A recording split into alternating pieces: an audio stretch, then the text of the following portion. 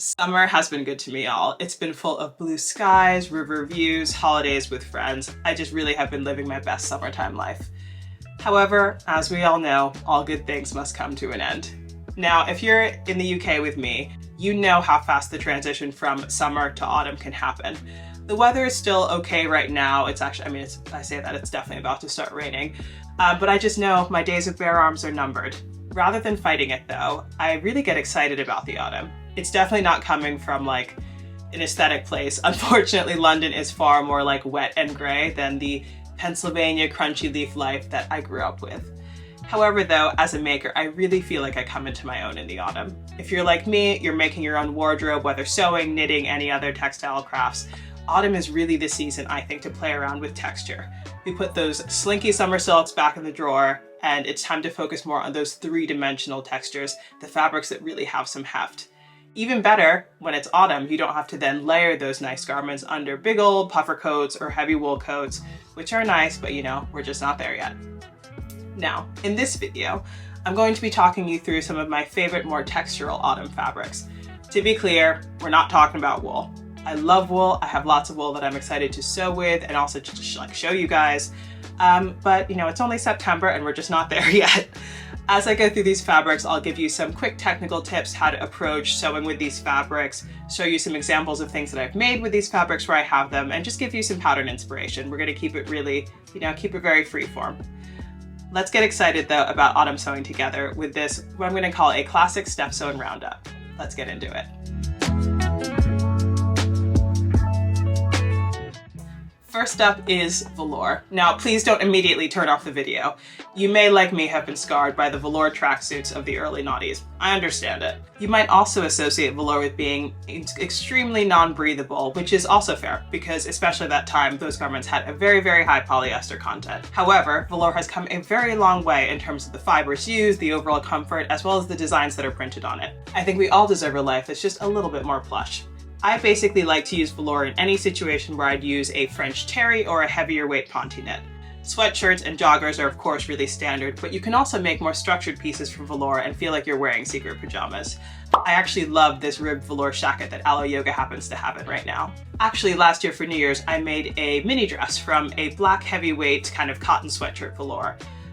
It's actually the same pattern as my favorite purple linen shift dress, and I included the same things, obviously no zip, but I did a little turtleneck collar, a curved hem on it. It looks completely different than the purple linen version, but I think it's a good example of what can happen if you're willing to play around with fabric and play around with fit.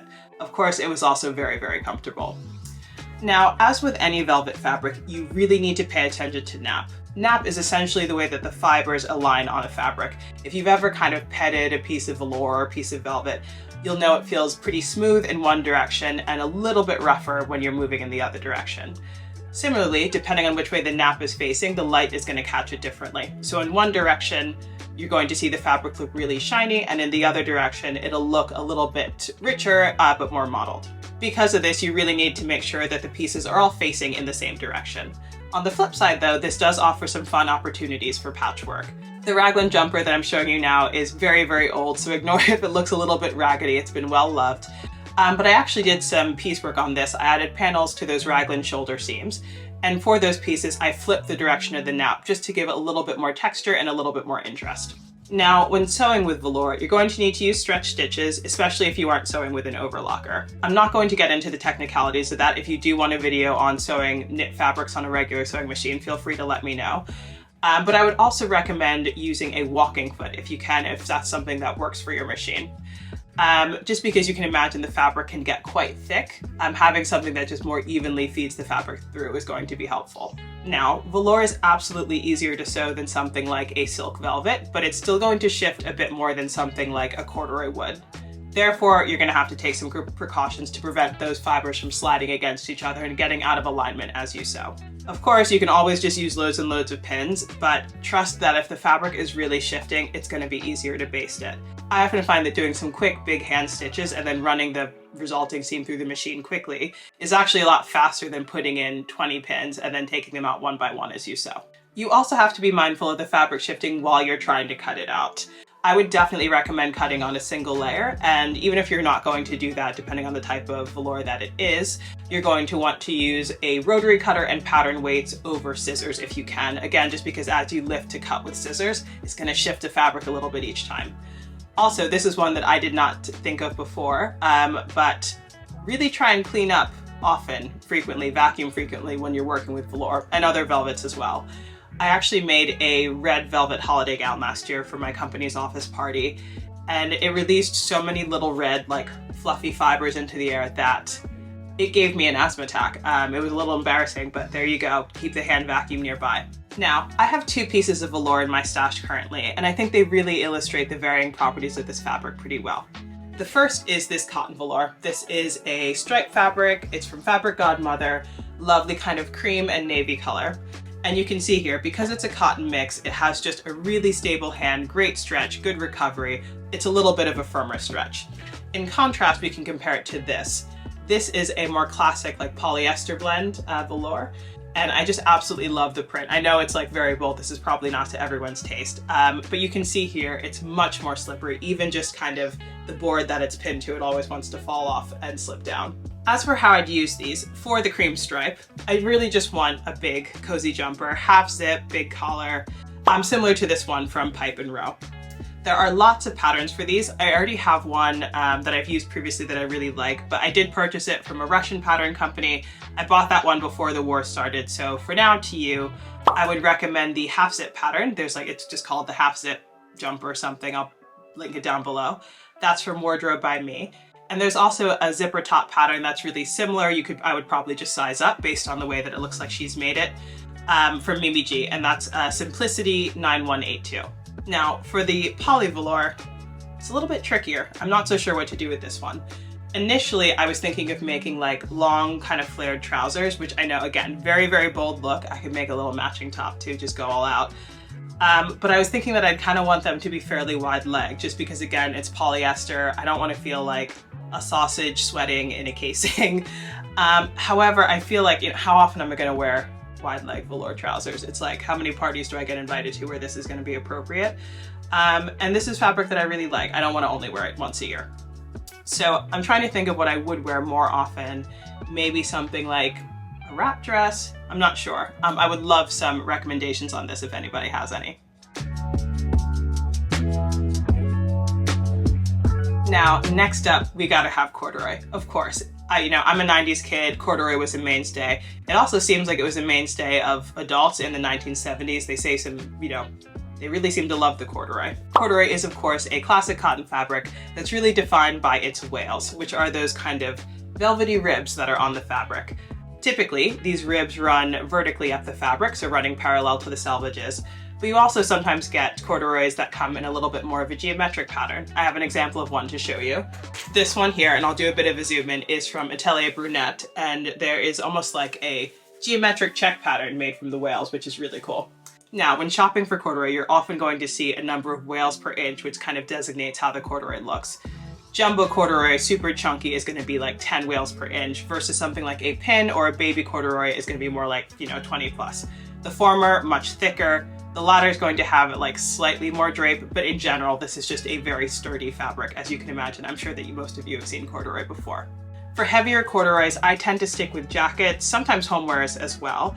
Things like bags, backpacks. For the more medium weight corduroys though, or the stretch corduroys, I still do sometimes shackets, trousers, tote bags, things like that. Now, despite actually being a type of velvet, I think, corduroy is really easy to sew. It's widely available, it's often pretty, I'd say, fairly inexpensive for the heavier weight fabrics. And because it's usually 100% cotton or close to it, especially if it's not a stretch corduroy, it's gonna press well, which makes it really easy to use, much easier for beginners. Now, my most recent corduroy make is actually a jacket, which I made from a vintage pattern. It's actually a bit small now. I wish I would have made the sleeves longer in particular, but I really love this jacket. It's little like round 70s collar. I put jeans buttons into it, and it's something that I've got a lot of wear out of. Another thing I love is that with the leftover fabric from this jacket, my boyfriend actually made a tote bag. It was his first real sewing project before, and it's something that we made together when we both had COVID and were quarantining at the same time. This was a few years ago. Josh, it's worth saying that Josh, my partner, is an architect, and You can definitely tell this is, you know, a person who's interested in design because it's like the most elaborate tote bag, especially for a first time sewing project. I was like, whoa. But he designed it himself, and he really quickly picked up on the thing that's fun about corduroy, which is being able to play around with the direction of those wales. In his case, he wanted to do a little chevron type design, and there's lots of opportunities to do fun patchwork like that. Of course, the flip side is that you really do need to pay attention when cutting things out. Again, probably a time to cut things on a single layer. I get a bit paranoid. To me, it's just not worth it. Make sure the wales are running in the right direction. Make sure that they're on the grain unless it's an intentional design choice to be playing around with that direction. For my green corduroy fabric, I'm not totally sure what I want to make with it. I was thinking about a jumper dress, a pinafore style dress. I think that these can look really great in a corduroy, but you know, they're kind of like overalls to me. I gotta be really, really picky about the style of those. I know some people love that really very cute look, which is kind of reminiscent of kids' clothing, but it's just not at all like my vibe. It's also really not something I could wear to work. So I tend to avoid styles that have like the shoulder strap hardware or like the big chest pocket, just not gonna work for me. I have made one jumper dress before from a corduroy, which was the Schultz Apparel Kaya pattern. I actually was a pattern tester for her. But it's super simple. I love wearing it with like a turtleneck and tall boots in the winter. Similarly, kind of weirdly enough, Fiber Mood also has a very similar pattern, also called the Kaya dress, and that goes up to a UK 32. A longer blazer would be fun in this fabric, but again, I kind of wonder how much I would wear that, so I just need to think about what my wardrobe really needs. So last but certainly not least, we've got to talk about our nice big lovely cozy quilted fabrics. When I talk about quilted fabrics, I'm referring to like quilted cotton fabrics as opposed to something like quilted puffer or rainwear fabric. I'm going to discuss that as we head into winter. It's still a little bit too warm in the UK for that now. To me, autumn is the perfect time to wear something like a quilted coat, just because, you know, you need it to be cold but not too cold, and definitely not too rainy. Otherwise, you're going to be walking around wearing a soggy duvet, and you know, you're going to be pretty sad. So right off the bat, I need to say, please, please, please, please, please, do not go around cutting up old handmade quilts to make a quilted jacket. Now, of course, you can do whatever you want with your own stuff. You can do whatever you want with the stuff that you buy at a thrift store. And maybe you think I'm being overly sentimental. But antique patchwork quilts are really lovely, sometimes valuable things. And I just don't think that we should tear them apart willy-nilly when there's so many good alternatives. You also might find that after a certain point, the fabric, especially in the middle of a quilt where people have been lying on it, if you are making it from an actual used quilt, the fabric there can just get really, really delicate, and you're just ultimately not going to get a garment that has very good longevity. Instead, there are loads of lovely pre-quilted fabrics that you can buy, or you can consider getting a more recently commercially made patchwork quilt. I see those end up in thrift stores, at least here, fairly often. And then you can have quilted fabric without any of the potential guilt of destroying an heirloom object. As an aside, I would love to know what you guys think about this, because I'm always on the fence of like, stuff is meant to be used, you know, and if like, you're gonna wear it and it was just gonna sit in an attic, I think it's better to have worn it in most cases. But sometimes I think people are a little bit bold, we'll say, with what they consider to be an upcycle. Now, when sewing with quilted fabric, there are a few things you're gonna wanna keep in mind. The first is that, of course, you want to balance or align the direction of the quilting across the different pattern pieces. You're probably going to have to cut on a single layer anyway. That seems to be the theme of this video, especially when working with bulky fabrics, you need to do that. But just make sure that the stitching lines are kind of matching, parallel, symmetrical across pieces. It just depends on how the quilting is. Especially though, if the quilting itself is symmetrical, you're going to want to make sure it still looks that way on your end garment. Another thing to consider is the seam finish. You really don't want a bunch of raggedy fluff like falling out on the inside of your lovely garment, and you're also not going to want bulky seams. So just overlocking the edges together, going to be a bad choice. It'll be way too thick. Instead, I'd personally recommend bias binding the edge of each pattern piece and then pressing open after you sew them together. I actually like doing the bias binding before I sew the garment. Get it all out of the way at the beginning. I think it's easier. This is going to take, you know, it's a little bit more work, but you're also making a jacket. So on the scale of jackets, it's actually pretty speedy. And you also want to think that when you're doing something with quilted fabric, you're probably picking something with fairly simple shapes. So it's not loads of pattern pieces. It'll go faster than you think. Even better, if you're fairly clever with it, you know, you can make your garment reversible, which is also nice. For patterns, I think boxy jackets are kind of going to be your best pet. They're the most popular for a reason. And there are loads of quilted jacket patterns out there. There's the Grain Line Tamarack jacket. The Megan Nielsen Hove is a classic. I have this lovely, oh, I love it so much. I almost want to just keep it as the quilt. I have this lovely fabric from Merchant & Mills. It's a reversible block print fabric. So we have this black and red pattern on one side. You can see sort of the lines of the block print. And on the reverse side, it's this very pretty red design. So whatever jacket I want to make, I think I want to be reversible. The pattern that I'm leaning towards though is actually the Allwell Workshop cardigan coat. They're a pattern company who I haven't made their designs before, so I'd like to try something new. And I really like the curved hems and kind of the tie front. I think it just looks really interesting. One thing that I've also seen, even though it's kind of not something I would wear, are quilted skirts. They tend to be kind of little mini style A-line flared skirts. I actually think they look really cute. It's not a shape that is really going to work for me, but I can definitely appreciate it on other people. Haven't seen any patterns for it, but to be honest, I think it'd be fairly easy to just draft this one yourself. I sometimes do wonder, and this is not me saying I'm going to make it, like, to be clear, I sometimes wonder if those quilted maxi skirts from the 1970s would come back. I think they're horrible. Like, they're often polyester, but I'm also wondering if, like, maybe wearing a giant sleeping bag is just next level comfort. I don't know. I hope that those don't come back, but if you really wanted to be bold with your quilted fabric, there's an option for you. However, if you want the look of quilting, but you want something with a bit more drape, I have a bit of a hack for you. The main quilted garments that I've made in the past have actually been made from kantha quilts, or just kantha. These are really beautiful Indian textiles that are made from layered patchwork of cotton and silk sari offcuts, and they're then hand sewn together with long running stitches. I have an example of one here, and you can see the colors on them are just really beautiful, and they tend to kind of be very, very variable. There's kind of no two that are alike. Because there are no fillers, and the textiles that are involved are also often previously used, these types of quilts are just a lot softer. They have a bit more drape, and you could easily make something still like the Megan Nielsen Hove jacket. I've done that before. Or something like the Helen Closet Pona jacket would be a great option for a kantha quilt.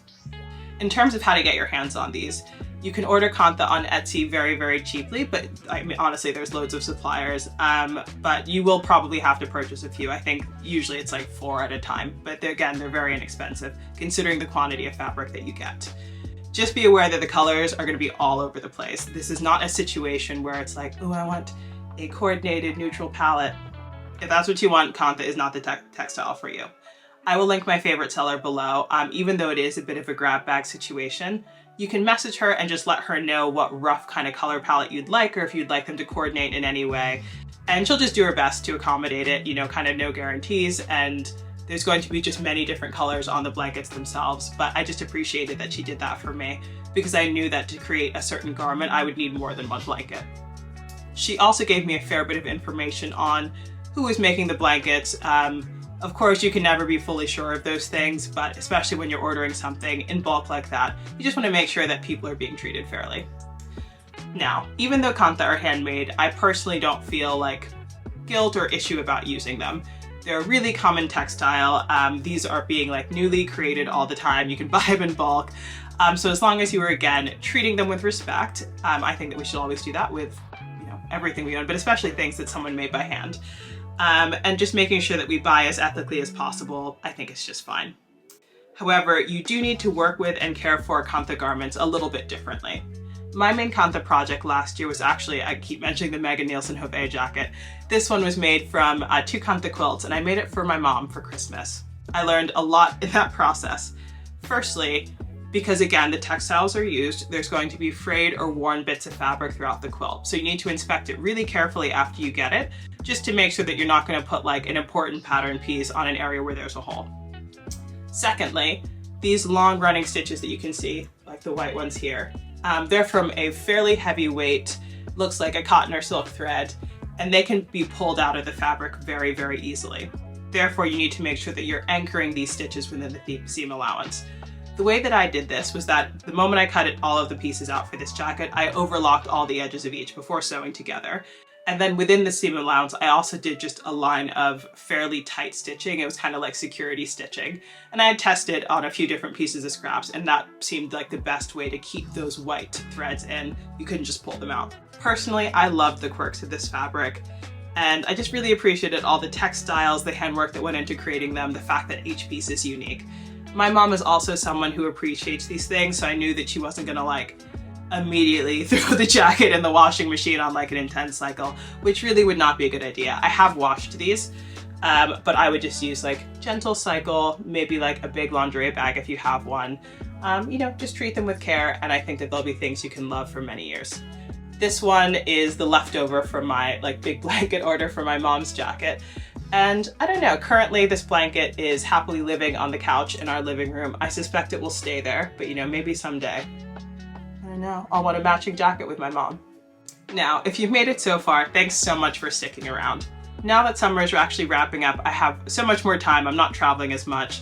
I am not sick anymore. You probably can notice I sound like I've gotten over a cold because I did. But I have lots of exciting videos planned, including a very exciting collaboration with Janome that I cannot wait to give you more details about. As always, I'm really excited to read your comments about any autumn sewing plans, dream garments, inspiration, you know. You know I love reading them. I actually often like work quite late, and there's times when I'm sitting around, you know, you're like waiting to get something back or whatever, and I just go and I read all of your comments and I like, you know, stalk your conversations with each other. And it's just so fun. I find it so inspiring, and I really, really appreciate that you all do that. If you do want to see more from me, of course, like and subscribe on this video, but you can also give me a follow on Instagram where I'm also at StephZone. I can't wait to hear from you though, however you choose to reach out, and I hope that I see you very soon. Bye!